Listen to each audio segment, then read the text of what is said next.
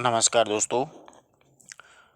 अब अपने इस टेस्ट सीरीज को आगे बढ़ाते हुए आज का जो वीडियो है उसमें भाग नंबर 45 है। वो इसमें आदिकाल से लेकर के आधुनिक काल तक के सारे प्रश्न हैं। ये प्रश्न मित्रों किसी न किसी एग्जाम में या परीक्षा में आए हुए हैं, जैसे नेट जीआरएफ है, सीटेट है, या आप देख सकते हैं डीएसएसबी है, केवीएस है, उनमें आए हुए प्रश्न हैं। और वही प्रश्न बार बार क्या हो रहे हैं, रिपीट हो रहे हैं। तो वो महत्वपूर्ण प्रश्न अपन ने इस वीडियो में लिए हैं। अगर आप नोट करना चाहो तो आप अपनी नोटबुक में से नोट भी कर सकते हो। आराम से एक एक प्रश्न को वीडियो रोक रोक करके देख करके आवाज़ सुन करके उसके माध्यम से नोट कर सकते हो। देखो, सफलता का कोई शॉर्टकट नहीं होता है।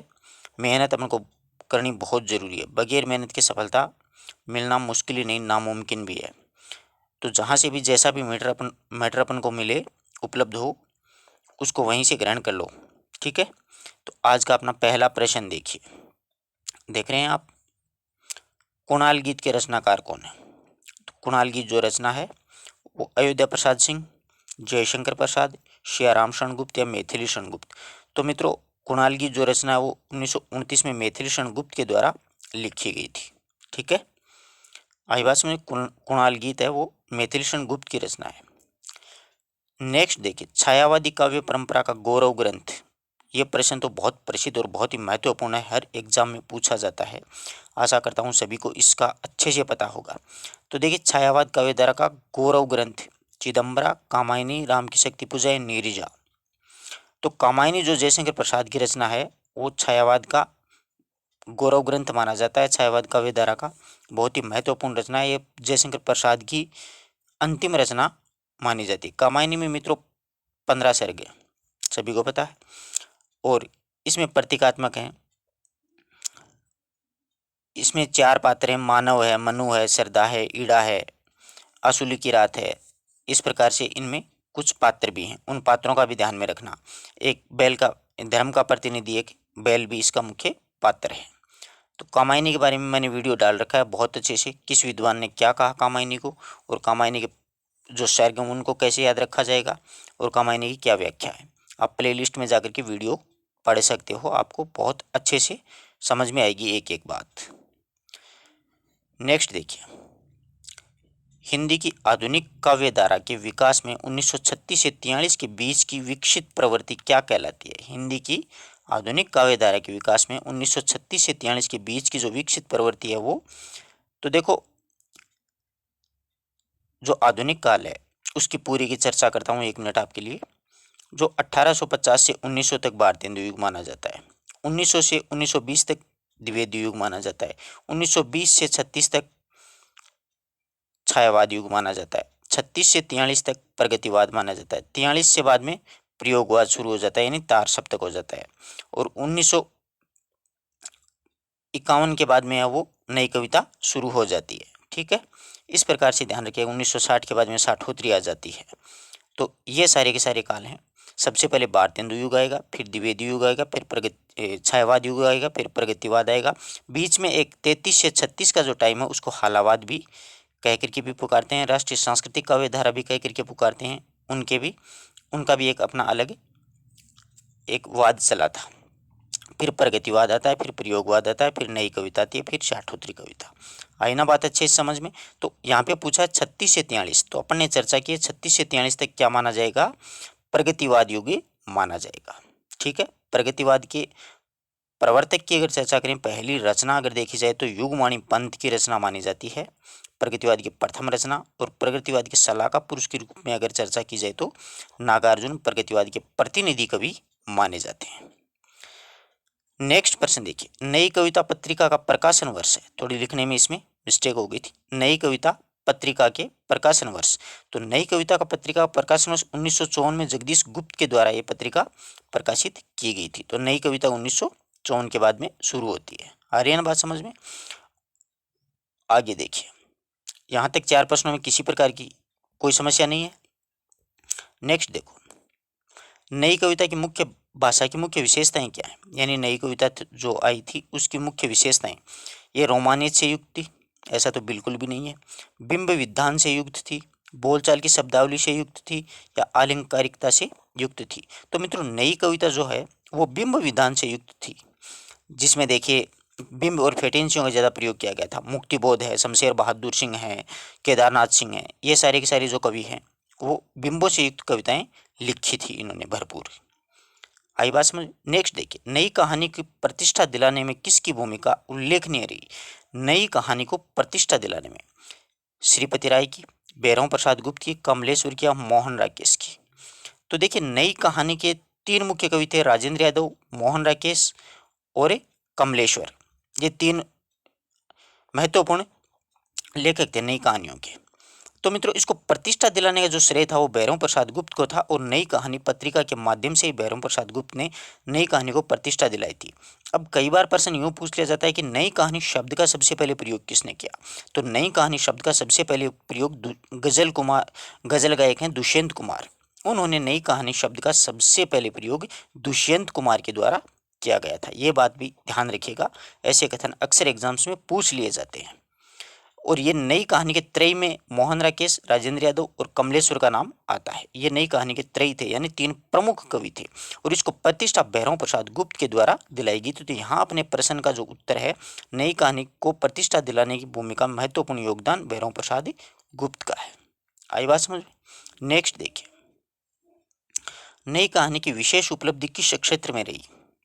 बदलते सामाजिक और पारिवारिक रिश्तों का चित्रण किया है इसमें, महानगरीय संत्रांश के चित्रण किया है, व्यक्ति के आवेशन अकेलेपन का चित्रण, या राजनीति का मोह भंग। तो नई कहानियां आप कोई भी उठा करके पढ़ लीजिए, बदलते सामाजिक पारिवारिक रिश्तों का इसमें चित्रण किया गया है। ठीक है। मोहन राकेश की एक और जिंदगी बहुत ही महत्वपूर्ण कहानी है, बहुत ही शानदार कहानी है। जीवन में मौका मिले तो एक बार जरूर पढ़ना। कोई भी कहानी उठा के देखिए नई कहानी में, इसमें बदलते हुए सामाजिक परिवार के रिश्तों का चित्रण हुआ है। लकड़बगा हंस रहा है किस प्रकार की विधा है। आपको मैंने पीछे भी एक दो वीडियो में बताया है कि विधा का भी ध्यान में रखना। कहानी है, नाटक है, उपन्यास है या फिर कविता है। तो लकड़बगा हंस रहा है वो क्या है, कविता है। ठीक है, मंगरेश डबराल की। सज्जाद संयुक्त किस प्रकार की विधा है। चंपू है, खंड काव्य है, नाटक या नाट्य काव्य। तो सज्जाद संयुक्त है वो नाटक है। ठीक है। अंधायुग की विधा क्या है। अंधायुग की विधा ये अपन पढ़ते आ रहे हैं, अंधायुग है वो गीति नाट्य है, परंतु अगला गीति शब्द ही नहीं देगा तो अपन कंफ्यूज हो जाएंगे। तो देखिए काव्य नाटक, खंड काव्य, नाटक या फिर नाट्य काव्य। तो ये काव्य नाटक है, ध्यान रखना। गीति नाट्य है ना, तो ये काव्य नाटक है, यानी गीति को अपन काव्य के रूप में करते हैं, यानी गाने के रूप में होता है तो गाने के रूप में होता है तो वो काव्य ही होता है, यानी कविता होती है वही गाई जाती है। तो ये गीति नाट्य है, काव्य नाट्य है धर्मवीर भारती का। और इसका जो कथानक उठाया गया है मित्रों, वो महाभारत के 18वें दिन के प्रभास तीर्थ से उठाया गया है। और ये जो है वो श्री कृष्ण की मृत्यु तक, इस ये अंधायुग में श्री कृष्ण की मृत्यु तक का चित्रण आगे चलता रहता है। ठीक है, महाभारत के 18वें दिन की कहानी है इसमें। शाठोत्री कविता का निषेधात्मकता कारण क्या है, यानी ये खत्म क्यों हुई, मनाही क्यों थी इसकी। तो देखिए राजनीतिक दबाव और मूल्यहीनता, सपाट बयानी और बड़बोलेपन, सामाजिक समत की अतिशयता, पराजय भावना का नैराश्य। तो शाठोत्री कविता में निषेधात्मकता का कारण है सपाट बयानी है उन लोगों की और बड़बोलेपन है। ठीक है, शाठोत्री कविता में जो मन में आया उसी पे कविता उन्होंने लिख डाली थी। नेक्स्ट देखिए, स्वतंत्रता के बाद के नाटकों की मुख्य विशेषता क्या है। स्वातंत्र्य नाटकों की मुख्य विशेषता तो देखिए यथार्थपरक बौद्धिकता, प्रेम की भावुकता तथा मानवीय संवेदना, मनोवैज्ञानिक स्तर पर चारित्रिक विकास या जीवन की विषमताओं का चित्रण। तो स्वातंत्र्य नाटक की है, जीवन की विषमताओं का चित्रण किया गया है इसमें। तार सप्तक के नाम से प्रयोगवादी कविता के संग्रहों की संख्या कितनी है। एक है, दो है, तीन है, चार। तो मित्रों चार है प्रयोग, यानी तार सप्तक जो हैं वो चार तार सप्तक प्रकाशित हुए थे, और प्रत्येक तार सप्तक का संपादन अगेय के द्वारा ही किया गया था। पहला 1943, दूसरा 1951, तीसरा 1959 और चौथा 79। तो चार तार सप्तक प्रकाशित हुए थे। तो तार सप्तक के नाम से प्रयोगवादी कविताओं के संग्रहों की संख्या चार आएगी। सही उत्तर कितना होगा, चार होगी। ठीक है। नेक्स्ट देखो, एक भारतीय आत्मा के नाम से कौन कविता लिखते थे? तो माखनलाल चतुर्वेदी हैं, वो एक भारतीय आत्मा के उपनाम से यानी छद्म नाम से कविताएं लिखते थे। प्रताप जो समाचार पत्र था, गणेश शंकर विद्यार्थी निकालते थे, उस अखबार में उन इनकी माखनलाल चतुर्वेदी की जो कविताएं छपती थी वो एक भारतीय आत्मा के नाम से छपती थी। ऐसा मत सोचना, बहुत से विद्यार्थी ये सोचते हैं कि इन्होंने राष्ट्रीय परक कविताएं लिखी इसलिए इन्हें एक भारतीय आत्मा कह करके पुकारा। नहीं, ये नाम उन्होंने खुद ने ही रखा था। ब्रव्य नायिका भेद का रचनाकार कौन है? तो ये रहीम के द्वारा लिखी गई रचना है ब्रव्य नायिका भेद, रीतिपरक रचना है। इनमें से किस कवि ने लक्षण ग्रंथ नहीं लिखा? बहुत अच्छा प्रश्न है। देव, निराला, भूषण या बिहारी? तो अपना दिमाग सीधा यही देखता है कि ये तीनों रीतिकाल के हैं, निराला ने नहीं लिखा होगा, जबकि निराला तो इसमें ऑप्शन ही गलत है। इसमें बिहारी जो है उन्होंने कोई लक्षण ग्रंथ नहीं लिखा, एकमात्र एक रचना लिखी थी बिहारी सतसई, उसी में सभी प्रकार का उन्होंने प्रयोग किया था। ठीक है। शीलवती सुरेंद्र वर्मा के किस नाटक की पात्र है? तो सारे नाटक सुरेंद्र वर्मा के हैं। सेतुबंध, सूर्य की अंतिम किरण से पहली किरण, आठवां सर्ग और द्रौपदी। तो सूर्य की अंतिम किरण से पहली किरण जो नाटक है उसकी पात्र है शीलवती। नेक्स्ट देखिए, निम्नलिखित में से उपन्यास नहीं है, यानी इनमें से कौन सी एक उपन्यास नहीं है? रात का रिपोर्टर उपन्यास है, विषाद मठ उपन्यास है, अजय की डायरी उपन्यास है, ये पश्यंती है ना, ये उपन्यास नहीं है मित्रों। पश्यंती जो है वो धर्मवीर भारती का काव्य है। ठीक है।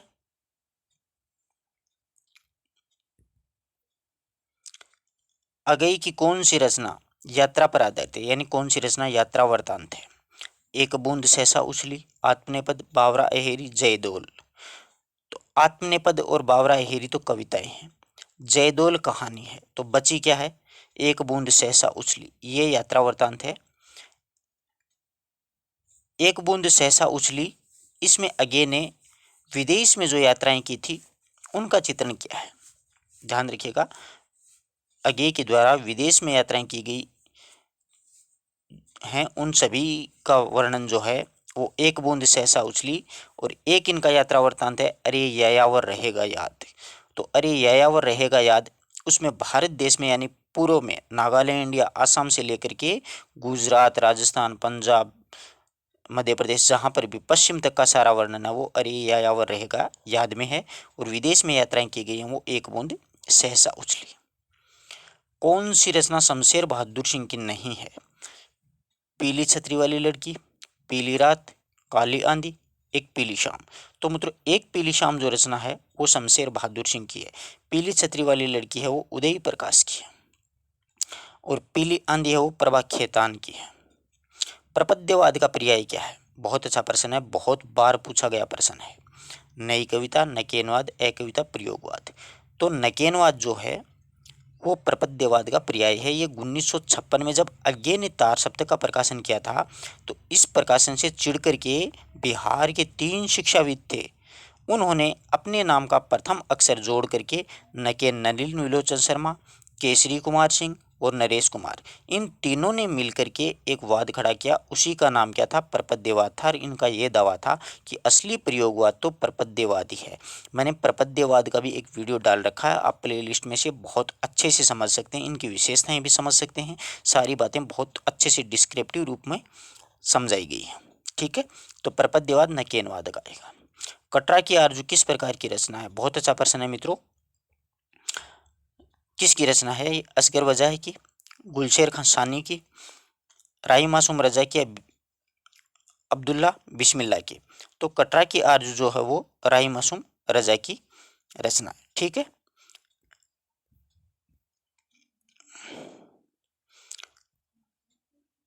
ये अपन ने पढ़ लिया, कटरा की आरजू राही मासूम रजा की है। ठीक है। नेपथ्य राग किसका नाटक है? तो नेपथ्य राग जो है वो मीराकांत का नाटक है मित्रों।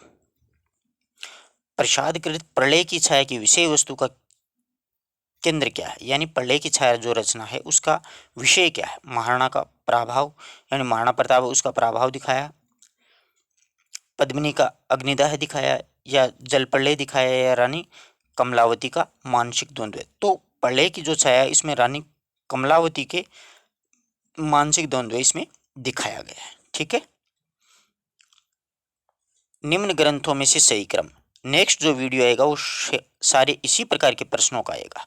क्रम सभी प्रश्नों का अच्छे से याद करना जरूरी है। 2-3 प्रश्न अक्सर नेट जीआरएफ में पूछे जाते हैं, आजकल डीएसएसबी, केवीएस, टीजीटी, पीजीटी में भी पूछे जाने लगे हैं।